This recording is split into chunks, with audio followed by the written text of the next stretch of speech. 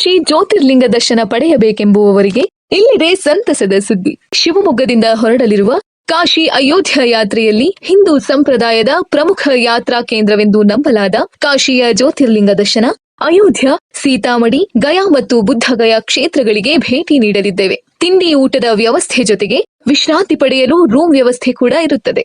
ಜೊತೆಗೆ ಈ ಯಾತ್ರೆಯಲ್ಲಿ ಅನುಭವವುಳ್ಳ ಗೈಡ್ಗಳು ಕೂಡ ನಮ್ಮ ಜೊತೆ ಪ್ರಯಾಣಿಸಲಿದ್ದಾರೆ.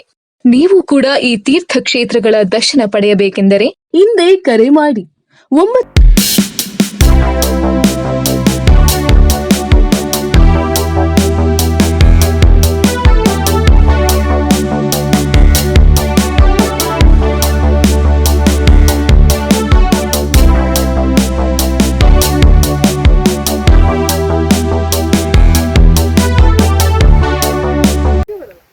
ಶಾಸಕರಿಗೆ ನಾನು ಒಂದು ಮನವಿ ಏನಂದರೆ, ಈ ಹೊಸಮನೆ ಕೆರವಡಿ ರೋಡು ಭಾಳಷ್ಟು ಮಳೆಯ ಕಾರಣಕ್ಕಾಗಿ ಭಾಳಷ್ಟು ರೋಡು ಹಾಳಾಗಿದೆ. ಜೊತೆಗೆ ಶಾಲೆ ಮಕ್ಕಳಂತೂ ತಿರುಗೋಕ್ಕೆ ಆಗಲ್ಲ, ಆ ಒಂದು ಪರಿಸ್ಥಿತಿ ಇದೆ. ಮತ್ತು ಜನರಿಗೂ ಆಗಲ್ಲ, ವೆಹಿಕಲ್ ಅಂತೂ ಇಲ್ಲ, ತಿರುಗೋಕ್ಕಾಗಲ್ಲ. ಶಾಲೆ ಮಕ್ಕಳಿಗಂತೂ ತಿರುಗೋಕ್ಕೆ ಆಗಲ್ಲ.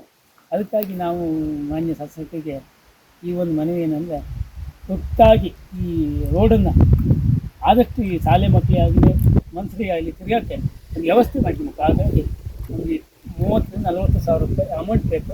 ಅದು ದಯಮಾಡಿ ಕೊಡ್ತೀರಿ ಅಂತ ಹೇಳಿ ಈ ಸಂದರ್ಭದಲ್ಲಿ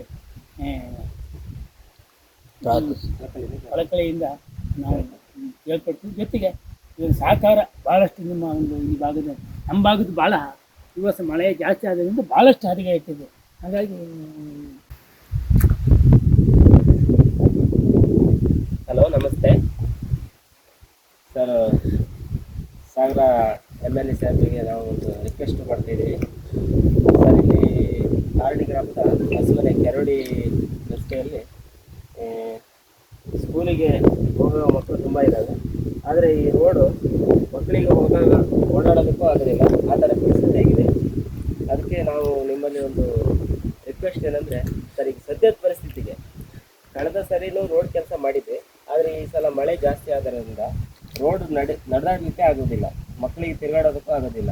ಅದಕ್ಕಾಗಿ ನಿಮ್ಮ ಹತ್ರ ಒಂದು ರಿಕ್ವೆಸ್ಟ್ ಅಂದರೆ, ನಮಗೆ ಈಗ ಅರ್ಜೆಂಟಾಗಿ ಒಂದು 35,000 to 40,000 ರೂಪಾಯಿ ಅಮೌಂಟ್ ನಮಗೆ ಈಗ ನೇರವಾಗಿ ಕೊಟ್ಟರೆ ನಾವು ಒಂದು ಸ್ವಲ್ಪ ಜೆ ಸಿ ಬಿ ಬೇಕು, ಮತ್ತು ಮನಸ್ಸು ಮಾಡೋಕ್ಕಾಗಲ್ಲ ಸರ್, ಅದು ನಾವು ಮಾಡ್ಕೊಡ್ತೀವಿ. ಇದೊಂದು ನೀವು ದಯಮಾಡಿ ಇದೊಂದು ರಿಕ್ವೆಸ್ಟನ್ನು. ರೋಡೊಂದು ಹಾಳಾಗಿದೆ, ಎಲ್ಲೂ ಓಡಾಡೋಂಗಿಲ್ಲ, ಮಕ್ಕಳು ಮರಿ ಯಾರು ಓಡಾಡೋಂಗಿಲ್ಲ.